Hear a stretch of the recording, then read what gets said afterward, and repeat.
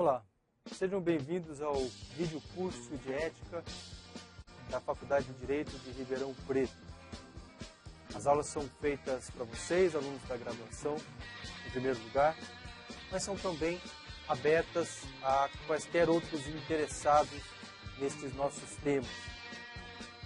Os alunos do curso de graduação têm estas aulas como material preparatório para as aulas presenciais que acontecem semanalmente. Muito bem, sejam todos muito bem-vindos.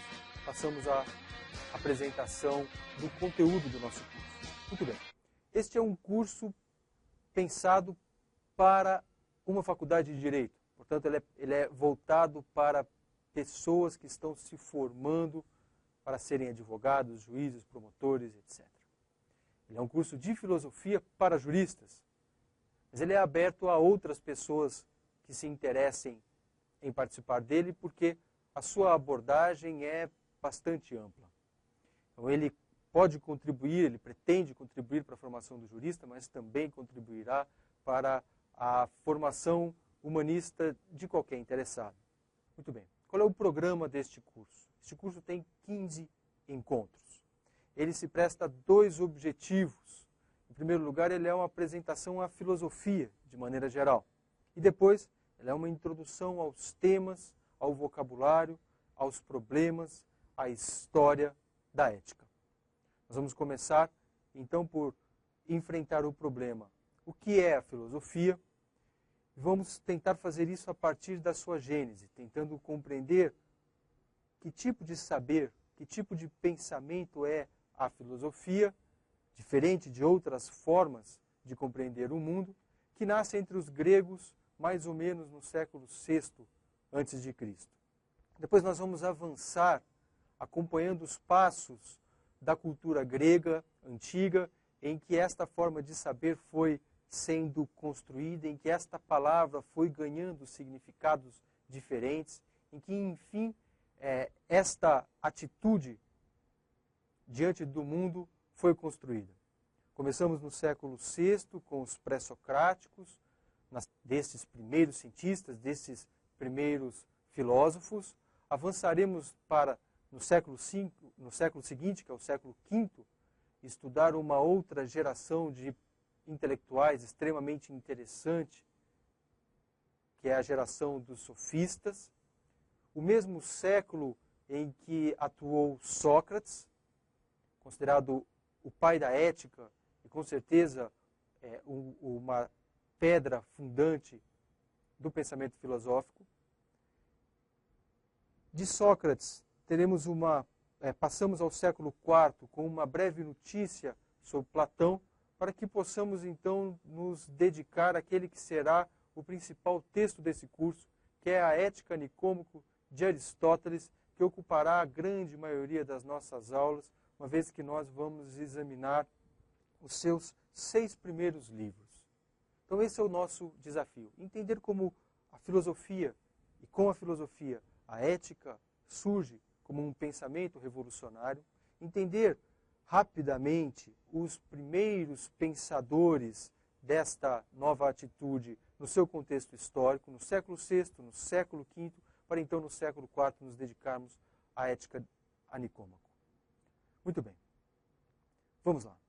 Vamos começar por enfrentar o significado desta palavra, filosofia.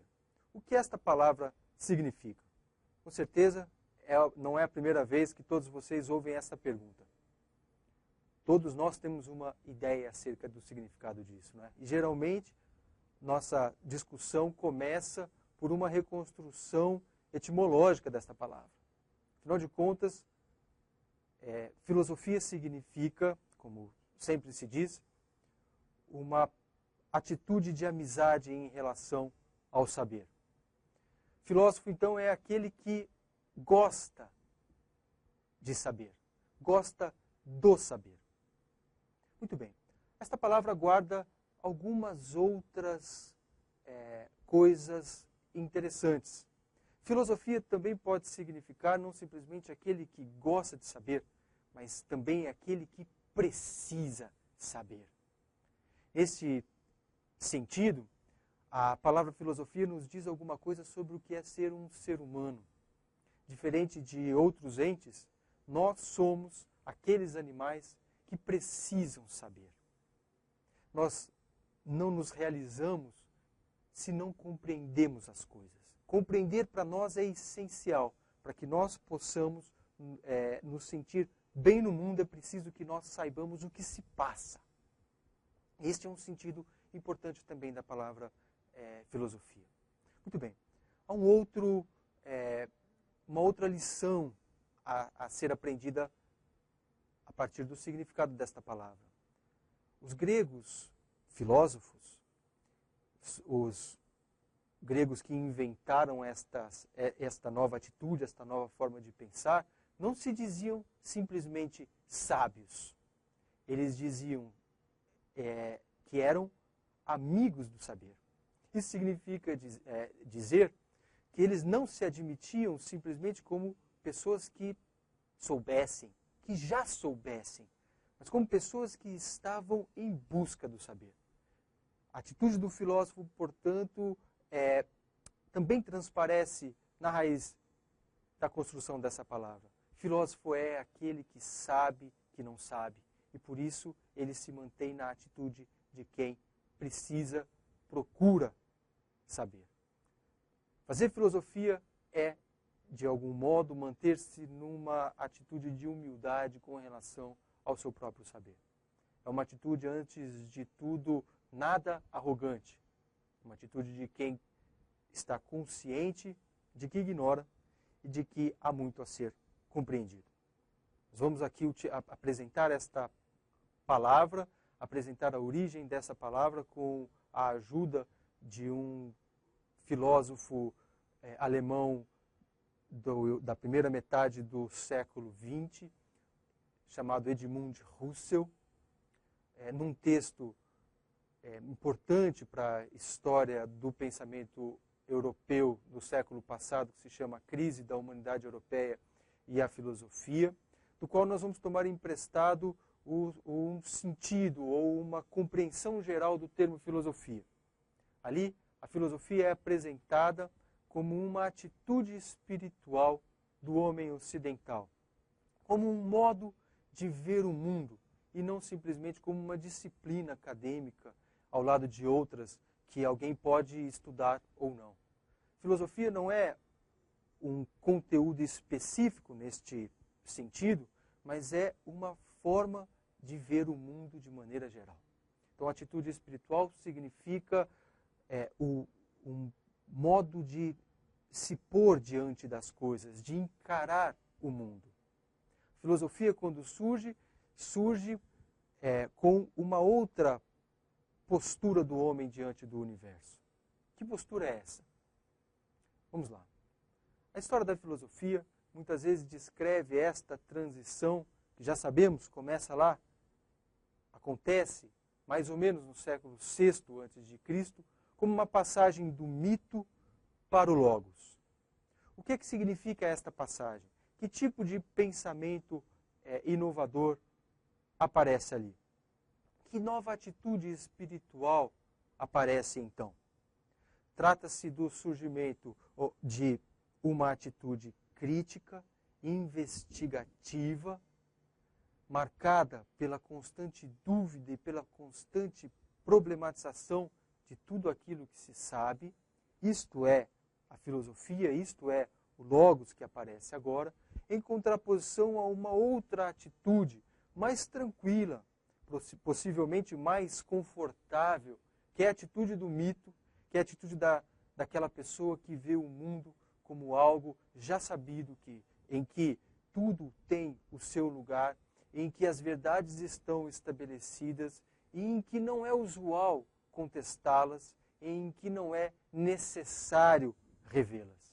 Então estas são duas atitudes opostas, muito diferentes. A atitude do mito, a atitude do logos. A atitude ou a condição não filosófica e a condição do homem na filosofia. Fundamentalmente, o que acontece na passagem de um para outro é a perda das certezas aproblemáticas acerca do mundo, do que são as coisas do mundo, de quais de qual é a ordem entre as coisas no mundo.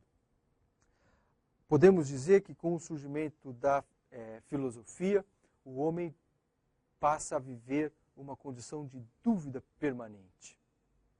A filosofia é, assim, portanto, uma condição um tanto quanto desconfortável se comparada com o homem, com a situação do homem no tempo do mito, em que tudo estava estabelecido. Jan Patočka, que é um outro autor do século passado, pertencente à mesma escola filosófica de que Edmund Husserl foi o fundador, a fenomenologia. Patočka, esse outro filósofo, já agora de Praga, muito pouco estudado, mas muito interessante, descreve essa passagem do mito para a filosofia como uma espécie de tremor de terra. Há uma situação de deslocamento de tudo, em que tudo fica fora do lugar. Em que o homem, portanto, se sente, de algum modo, fora de casa, porque ele não sabe mais exatamente o significado das coisas, a função das coisas, o valor das coisas. Esse significado, este valor do mundo, de cada coisa no mundo, passa a ter que ser investigado, passa a ter que ser descoberto.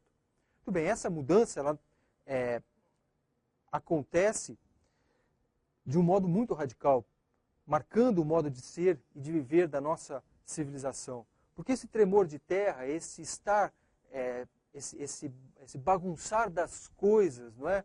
Em que elas perdem o seu significado, em que eu estou desconfortável porque eu preciso descobrir o que as coisas significam, não é? Esse tremor, ele não é algo passageiro, mas passa a ser a condição normal em que nós vivemos desde quando vivemos o mundo de acordo ou a partir da filosofia. Porque a filosofia é a atitude de dúvida e de questionamento permanente de tudo. Tudo está sempre, de alguma forma, fora de lugar no mundo em que nós, homens e mulheres, filhos e filhas da filosofia, vivemos. Desde então, a nossa cultura, ou na nossa cultura, estamos, de algum modo, convivendo com essa dificuldade, com esse desconforto. Vamos terminar por aqui esta nossa primeira aula. Fundamentalmente para dizer que a filosofia é uma atitude do homem que duvida daquilo que sabe. Na próxima aula vamos tentar entender por que este pensamento, esta atitude espiritual surge entre os gregos. Ao final, você encontrará as referências bibliográficas que nós gostaríamos de sugerir para o aprofundamento desta aula e alguns exercícios. E também o nosso contato. Entre em contato com a gente para que nós possamos ajudar a avançar neste ponto. Se eu vou morrer de sede ou se eu vou morrer de fome, mas a filosofia hoje me auxilia a viver indiferente assim, nesta prontidão sem fim, vou fingindo que sou rico pra ninguém zombar de mim. Não me incomodo que você me diga que a sociedade é minha inimiga,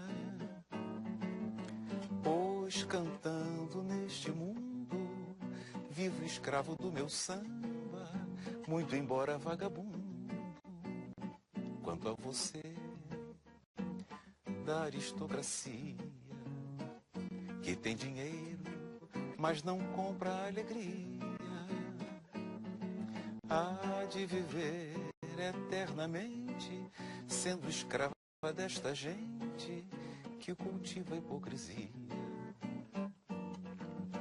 O mundo me condena e ninguém tem pena, falando sempre mal do meu nome, deixando de saber se eu vou morrer de sede ou se eu vou morrer de fome.